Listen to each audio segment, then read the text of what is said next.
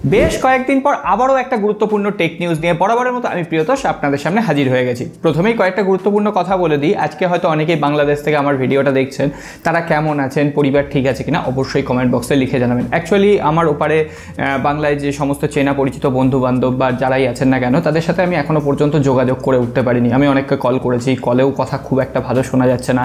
Message করেছি, ওইদিকে internet এখন বন্ধ, শুনলাম ওয়াইফাই সবে কাজ করা শুরু করেছে।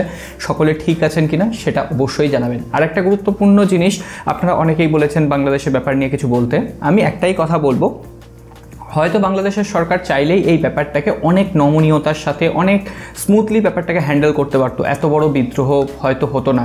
আমার মতে যোগ্যদের আগে সুযোগ সুবিধা পাওয়া উচিত, আর আপনারা যথারীতি লড়াই করে সেটা আদায় করে নিয়েছেন, তার জন্য আপনাদের স্যালুট জানাই। যাই হোক, এবার সরাসরি আমরা টেক নিউজে চলে আসবো। প্রথমেই আমরা কথা বলবো হোয়াটসঅ্যাপকে নিয়ে। এখন থেকে হোয়াটসঅ্যাপ অ্যাকাউন্ট খুলতে গেলে আপনার আর ফোন নাম্বার লাগবে না, আপনি হোয়াটসঅ্যাপে একটা ইউজার নেম ক্রিয়েট করে আপনি হোয়াটসঅ্যাপ চালু করতে পারেন। হ্যাঁ, তাতে মেল ভেরিফিকেশনটা লাগবে। এতদিন পর্যন্ত আমরা ইনস্টাগ্রামে যে ধরনের ইউজার আইডি ব্যবহার করতাম, সেই একই ধরনের ইউজার আইডি আপনি হোয়াটসঅ্যাপে পাবেন, আর হোয়াটসঅ্যাপের সাথে আপনি ইনস্টাগ্রাম বা মেটাকে কানেক্ট করতে পারবেন। এছাড়াও হোয়াটসঅ্যাপ বা মেটা এআই যেটা রয়েছে, সেটা এতদিন পর্যন্ত কয়েকটা সীমাবদ্ধ ল্যাঙ্গুয়েজ, ইংলিশ ল্যাঙ্গুয়েজটাকেই সাপোর্ট করতো, কিন্তু এখন বিভিন্ন রিজিওনাল ল্যাঙ্গুয়েজ, বলা হচ্ছে হিন্দিটাও নাকি সাপোর্ট করছে। যদিও আমার এখনও পর্যন্ত সাপোর্ট করেনি, হয়তো কয়েকদিনের মধ্যেই সাপোর্ট করে যাবে। যাই হোক, আজকে আরও বেশ কিছু গুরুত্বপূর্ণ খবর রয়েছে। অবশ্যই লাইক বাটনটা প্রেস করে রাখবেন, নতুন হয়ে থাকলে সাবস্ক্রাইব করে ঘন্টিটা বাজিয়ে রাখবেন।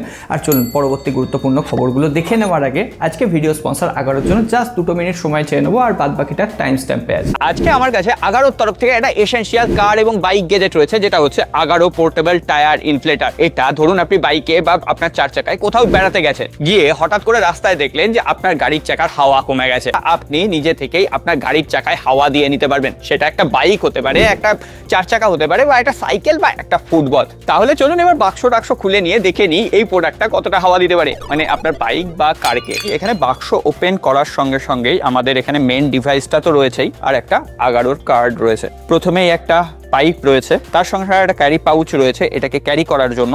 তার সঙ্গে সঙ্গে বেশ কিছু নজল দেওয়া হয়েছে বিভিন্ন ধরনের চাকা, ফুটবল বা সাইকেল হাওয়া করার জন্য। টাইপ সি কেবল দেওয়া হয়েছে এটাকে চার্জ করার জন্য, আর এর বেশ কিছু ইউজার গাইড আর ওয়ারেন্টি কার্ডও দেওয়া হয়েছে। প্রথমেই বলে রাখি, এই ডিভাইসটা কিন্তু যথেষ্ট পোর্টেবল এবং লাইট ওয়েট। আপনি যে কোনো ক্যারি পাউচে বা আপনার ব্যাগেও এটাকে ক্যারি করতে পারেন। এখানে 4টে বাটন রয়েছে। এখানে প্রথম যে বাটনটা, সেটা হচ্ছে এমার্জেন্সি টর্চ হিসেবে ব্যবহার করতে পারেন। ধরুন লো লাইট, একদম অন্ধকার, তখন আপনার গাড়িতে কোনো প্রবলেম হলো, এটা টর্চ হিসেবে কাজ করবে। এর সঙ্গে সঙ্গে আরো দুটো এমার্জেন্সি মোড দেওয়া হয়েছে, একটা ব্লিঙ্ক করবে আর একটা আস্তে আস্তে ব্লিঙ্ক করবে। এর পরের যে বাটনটা, সেটা হচ্ছে প্লাস বাটন, অর্থাৎ পিএসআই হাই পিএসআই লো করা যাবে। আর এর মধ্যেখানে যে বাটনটা, সেটা হচ্ছে পাওয়ার অন অফ সুইচ।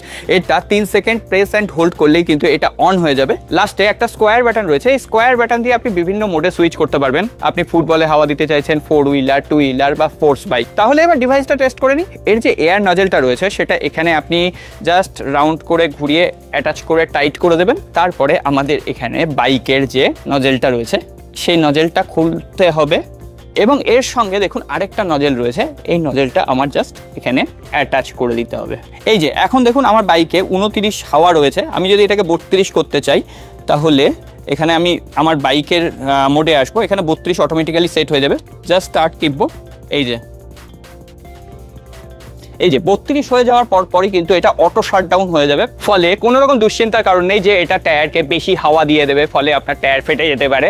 আর সঙ্গে সঙ্গে এটা 4 হুইলারেও কিন্তু বেশ ভালো কাজ করছে। এবার আমরা 4 হুইলারটা টেস্ট করবো। এবার আমাদের 4 চাকায় হাওয়া দেওয়ার পালা। আর এখানে আমার 40.5 কিন্তু পিএসআই হাওয়া রয়েছে। আমি জাস্ট পিএসআই প্লাস বাটনটা প্রেস করে এখানে 43 করে দিলাম। এবার জাস্ট আমি যদি স্টার্ট করে দিই, এই যে 43 হওয়ার সঙ্গে সঙ্গে এটা অটো শাটডাউন হয়ে গেল। আর সবকিছুর পরে এটার আরও একটা অ্যাডভান্টেজ, আপনি এমার্জেন্সি মুহূর্তে আপনার ফোনকেও এটা দিয়ে চার্জ করতে পারবেন। অ্যাজ এ পাওয়ার ব্যাংক এটা কাজ করবে।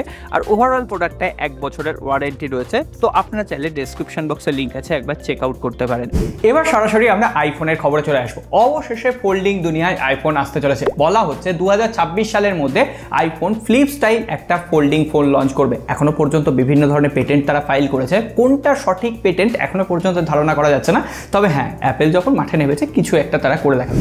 এছাড়াও আইফোন 17 সিরিজে আরও একটা নতুন ভ্যারিয়েন্ট অ্যাড হতে পারে, সেটা হচ্ছে আইফোন 17 স্লিম, এবং সেটা নাকি যথারীতি একদম পাতলা একটা স্মার্টফোন হবে। যারা আইফোন 16 সিরিজ কিনতে পারছেন না তারা আইফোন 17 সিরিজের জন্য আস্তে আস্তে টাকা জমাতে পারেন। আর তাছাড়া আজকের আসল খবরটা দিয়ে দিই, আইফোন SE 4 নাকি 2024-এর শেষের দিকে অথবা 2025 সালেই লঞ্চ করবে। প্রথমে বলা হচ্ছে সেটা ইউরোপের মার্কেটে লঞ্চ করবে, তারপরে সেটা ধীরে ধীরে আমাদের দেশেও লঞ্চ করবে। আর বলা হচ্ছে আইফোন SE 4 মোটামুটি 300 থেকে $350, ওই 30 থেকে 35,000 রুপির আশেপাশে লঞ্চ করতে পারে। আর সেটা আইফোন 16 এর মতো দেখতে হলে আর সামনের দিকে ডিসপ্লেতে ডাইনামিক আইল্যান্ড থাকলে ব্যাপারটা পুরো জমে যাবে। আমরা কিছুদিন আগেই Oppo F27 Pro Plus ফোনটা রিভিউ করেছিলাম, একদম শক্তপোক্ত একটা স্মার্টফোন, ফেলে টেলে দেখে টেস্ট করেছিলাম। এবার তাই ছোট ভাই Oppo K12X বলে আরও একটা স্মার্টফোন আসতে চলেছে, ওটাতেও আর্মার বডি রয়েছে। ফোনটার রিভিউ আসবে আর ওই ফোনটার দাম মোটামুটি ধরে রাখতে পারেন 17-18 হাজার বা 20,000 রুপির নিচে আসবে। শক্তপোক্ত স্মার্টফোন 29 জুলাই ইন্ডিয়ান মার্কেটে আসছে, তারপরে দেখা যাক ফোনটা রিভিউ আসবে।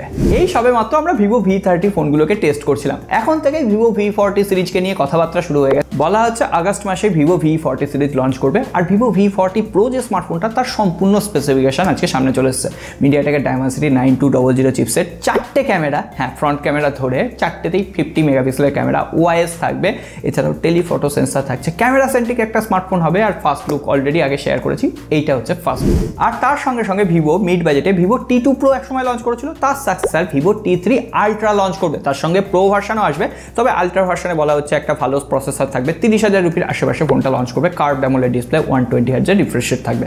এবার যদি আমরা মোটোরোলাকে নিয়ে কথা বলি, মোটোরোলার তরফ থেকেও আগস্ট মাসে সব থেকে হাইপ ফোন আসবে, মোটোরোলা এজ 50 নিও, যেখানে মিডিয়াটেকের Dimensity 7300 চিপসেট থাকবে। আর এই চিপসেট দিয়ে CMA Phone 1 লঞ্চ হয়েছে। ফোনটার রিভিউ খুব তাড়াতাড়ি আসবে, অনেক টেস্ট করেছি, অলরেডি এডিটিং চলছে, খুব তাড়াতাড়ি আসবে, ওয়েট করে যান। আর সাবস্ক্রাইব না করা থাকলে সাবস্ক্রাইব করে ঘন্টিটা বাজিয়ে রাখবেন, না হলে ভিডিও মিস হয়ে যায়। ইনফিনিক্স কি খেলটাই না দেখাচ্ছে। ইনফিনিক্স এবার ফ্লিপ স্টাইল একটা স্মার্টফোন লঞ্চ করছে, তাও আবার আগস্ট মাসে। তার একটা প্রোফর্মা ছবি সামনে চলে এসেছে, একদম হ্যান্ডস অন ছবি, এখনো পর্যন্ত সামনে আসেনি, খুব তাড়াতাড়ি সামনে চলে এলে আপনাদের সাথে শেয়ার করে দেবো।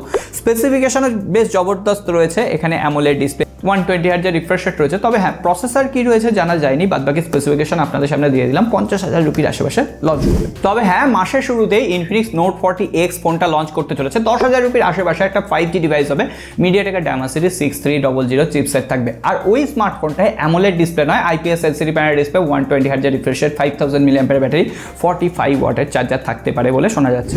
সবশেষে পোকোর তরফ থেকে একটা এক্সক্লুসিভ খবর দিয়ে দিই, Poco F6 Deadpool limited edition খুব তাড়াতাড়ি লঞ্চ করতে চলেছে। অলরেডি খবর আসা শুরু হয়ে গেছে। স্মার্টফোনটা দেখতে বিভৎস লাগছে, তার থেকেও বড় কথা এর যে ফ্ল্যাশ লাইটটা আছে সেখানেও কাস্টমাইজেশন রয়েছে। অ্যাকচুয়ালি স্পেসিফিকেশন সম্পূর্ণ পোকো F6 এর মতোই থাকবে। অলরেডি পোকো F6 এর আমরা ফার্স্ট ইমপ্রেশন রিভিউ শেয়ার করেছিলাম, আই বাটনে লিঙ্ক দিলাম, একবার চাইলে দেখে নিতে পারেন। আমি ভাবছি লং টার্ম রিভিউ ওই ফোনটা আনা যায় কিনা। যথেষ্ট ইমপ্রেসিভ স্মার্টফোন, 30,000-এ সব থেকে পাওয়ারফুল বলা চলে। আর একটা পাওয়ারফুল জিনিস আছে, আপনার হাতের লাইক করে রাখবেন। আর সকলে ভালো থাকবেন, সুস্থ থাকবেন, সাবধানে থাকবেন। দেখা হবে আগামী পর।